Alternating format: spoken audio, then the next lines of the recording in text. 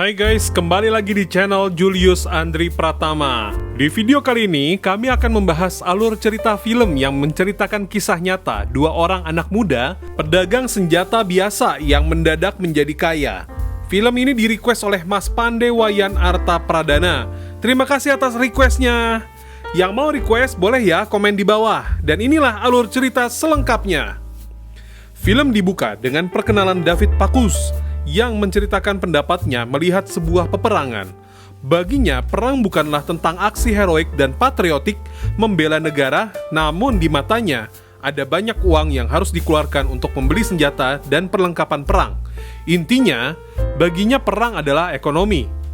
Saat usianya masih 20-an dan pergi dari rumah, David sudah mencoba berbagai pekerjaan, hingga dia muak menjadi tukang pijat di Miami. Dia pun mencoba menjual spray sehingga menghabiskan tabungannya. Namun, bisnis itu gagal. Di sebuah acara pemakaman, dia bertemu lagi dengan teman lamanya, Ephraim DiVeroli. Mereka pun kembali mengingat cerita masa sekolahnya dulu, saat mereka berdua pernah tertangkap karena memakai ganja. Di situ, Ephraim juga bercerita kalau dia punya usaha senapan bersama pamannya.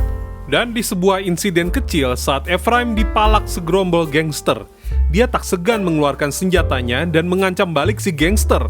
Di situ, David terlihat kagum pada Ephraim. Keesokan harinya, David mengunjungi kantor Ephraim.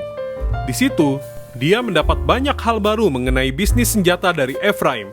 Sepulangnya dari situ, Is, pacar David, memberitahunya bahwa dia sedang hamil. Dia menceritakan itu kepada Ephraim, dan karena kasihan dengan temannya itu, Ephraim mengajak David untuk bekerja dengannya. Karena Is benci dengan perang, David pun berbohong tentang pekerjaannya. Hari-hari selanjutnya, David mulai bekerja di kantor Ephraim. Dia juga mengamati bagaimana Ephraim menarik hati para pelanggannya, meski banyak kebohongan dalam perkataannya. Ephraim menjuluki dirinya sebagai anjing perang, yaitu orang-orang yang memasok senjata perang hanya demi uang tanpa ikut berperang. Malamnya, mereka memenangkan transaksi Beretta yang 10 kali lipat lebih besar daripada transaksi biasanya. Namun, di sini ada sebuah masalah. Karena negara pemroduksi pistol Beretta yaitu Italia sedang menutup akses pengiriman senjata ke Irak. Berbeda dengan David yang cukup panik dengan kabar itu, Ephraim terlihat santai seolah sudah tahu apa yang harus ia lakukan untuk mensiasatinya. Di suatu makan malam bersama teman-temannya, ada seorang temannya mengatakan bahwa jangan dekat-dekat dengan Ephraim, karena dia pernah mengambil $70.000 milik ayahnya. Sedangkan David berkata bahwa paman Ephraim lah yang mencurinya. Di situ, Ephraim tiba-tiba datang dan mengajak David pergi. Mereka mendapat kabar buruk bahwa senjata yang mereka kirim ke Irak lewat Yordania sedang ditahan, dan membuat kontrak itu dibatalkan. Di situ, pembicaraan mereka tidak sengaja didengar oleh Is. Mereka pun bertengkar, karena Is merasa telah dibohongi. Namun di sela-sela itu, Ephraim malah bertanya pada David, apakah dia memiliki paspor? Dan ya, mereka pergi ke Yordania untuk memastikan senjatanya yang tertahan itu. Sesampainya di Yordania, mereka bernegosiasi dengan bea cukai agar mau melepas barang mereka.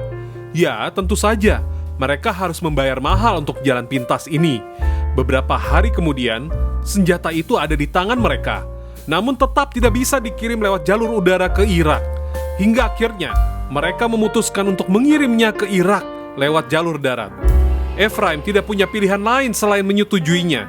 Sementara David mengatakan ini sudah gila.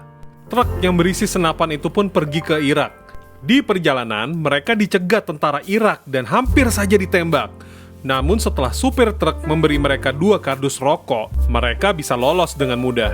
Pagi harinya, saat sopir mengisi bensin, tiba-tiba ada pasukan bersenjata yang mendekati truk mereka. David yang menyadari itu berteriak memanggil Ephraim dan sopir agar mereka naik ke truk dan pergi. Truk mereka pun ditembaki oleh pasukan Fallujah itu. Beruntungnya dari depan ada helikopter dan tank tentara yang membuat pasukan itu mundur. David dan Ephraim pun selamat lagi dan bisa sampai di kamp tentara di Baghdad dengan selamat. Mereka pun bertemu dengan Kapten Santos yang memesan senjata itu. Dan kapten itu meminta maaf karena sempat tidak mempercaya mereka, sekaligus memuji mereka yang berhasil selamat sampai ke situ. Padahal melewati jalur segitiga kematian. Meskipun mereka sendiri tidak tahu itu segitiga apa, setelah dibayar, mereka diantar dengan pengawalan khusus ke Bandara Baghdad. Sekembalinya ke Amerika, mereka menjadi jutawan dan membeli apartemen serta mobil mewah. Keberhasilan transaksi itu membuat perusahaan itu namanya kian melambung. Perusahaan itu pun mendapat tambahan investasi senilai 10 juta dolar dan mengembangkan bisnisnya. Ephraim merekrut banyak pegawai baru. Meski transaksinya di Irak hampir merenggut nyawa mereka, hal itu tidak membuat mereka kapok dan berhenti. Kali ini, mereka mendapat transaksi yang bukan remah-remah lagi seperti dulu, tapi transaksi yang bernilai ratusan juta dolar, yaitu tender senjata untuk Afghanistan. Mereka lalu datang ke sebuah ekspo jual beli granat. Namun di situ, mereka menyadari untuk bisa memenuhi pesanan sebanyak itu. Banyak sekali hal yang harus mereka urus, karena harus melibatkan banyak pemasok dari seluruh dunia dan ratusan izin. Izin terlalu berat untuk mereka berdua. Di sebuah kasino, David tidak sengaja bertemu Henry Girard, seorang legenda di kalangan pedagang senjata. Ia lalu memanggil Ephraim dan mereka bertiga pun mengobrol. Henry mengatakan bahwa dia bisa menjadi pemasok dari seluruh kebutuhan mereka untuk Afghanistan. Merasa ragu, Ephraim bertanya kenapa Henry tidak mengambil tender itu sendiri. Dan dia menjelaskan bahwa namanya sudah di blacklist dan ada dalam pengawasan pemerintah Amerika sebagai pemasok senjata untuk teroris. Henry pun mengatakan bahwa dia tidak bisa berlama-lama di Amerika.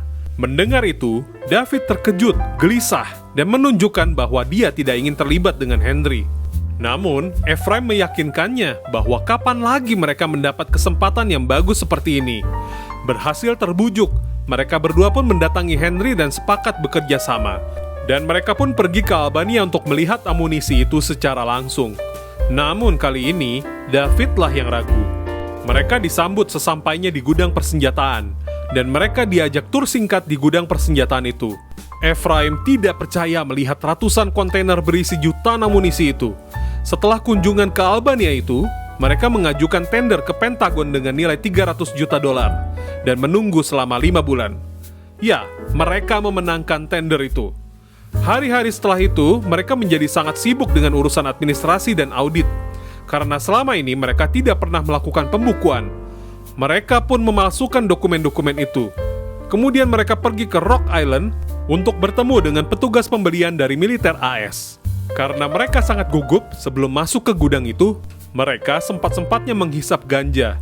Setelah pertemuan itu, Ephraim merasa kesal karena di situ dia mengetahui bahwa penawaran yang mereka ajukan diterima oleh mereka karena lebih rendah dari kompetitornya. Selisihnya mencapai 53 juta dolar. Sesampainya di rumah, David meminta izin Is untuk pergi ke Albania selama 1 bulan. Namun di situ Is malah berencana membawa anaknya untuk pergi ke rumah orang tuanya, karena sudah muak dengan kebohongan demi kebohongan yang diucapkan David. Sekarang dia sendiri. Padahal selama ini dia selalu menjadikan Is dan anaknya sebagai alasan dia mengambil pekerjaan itu. Di kantor, David terlihat sedikit murung dan mengetik sesuatu. Melihat ada yang aneh, Ephraim mendatangi ruangan David dan memberi hadiah. Lalu David menyerahkan perjanjian bagi hasil secara tertulis kepada Ephraim. Meski terlihat terkejut, namun Ephraim mendatanginya. David pergi ke Albania dan mengurus segala sesuatu. Dan ada satu masalah besar di sana. Ternyata mereka berdua sedang dipermainkan. Karena amunisi-amunisi ini adalah buatan Cina. Mereka pun menelpon Henry karena merasa dibohongi. Namun ya, Henry menjawabnya dengan tenang. Henry memang lebih ahli dibanding mereka berdua. Singkatnya mereka ditipu.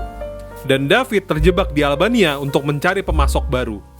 Lalu Ephraim menyusul ke Albania dan membawa ide bagus, yaitu mengemas ulang amunisi itu. Meski awalnya David tidak setuju, namun lagi-lagi David mengikuti ide Ephraim.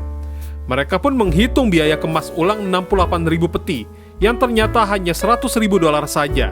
Di situ David dan Ephraim menahan tawa dengan harga yang ditawarkan semurah itu.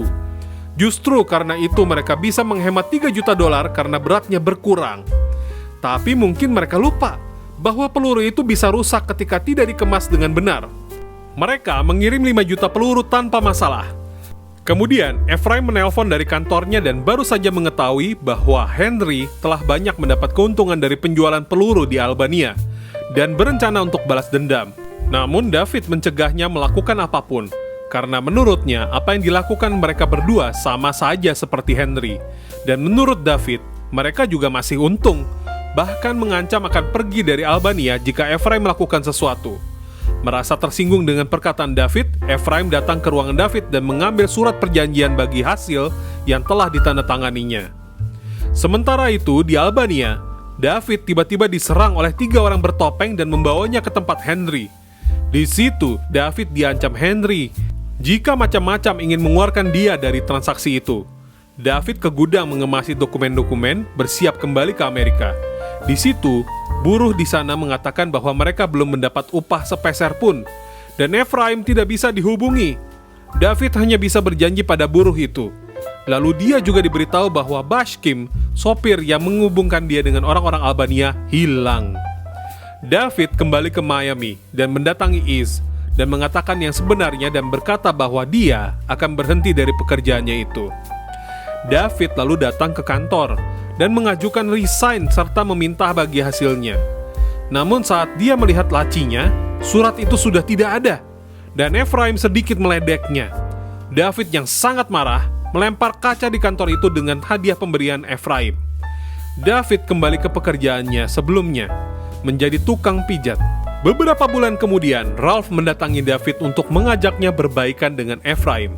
Namun, David merasa kompensasi yang ditawarkan Ephraim itu tidak adil dan membongkar kebohongan Ephraim di depan Ralph yang merupakan investornya.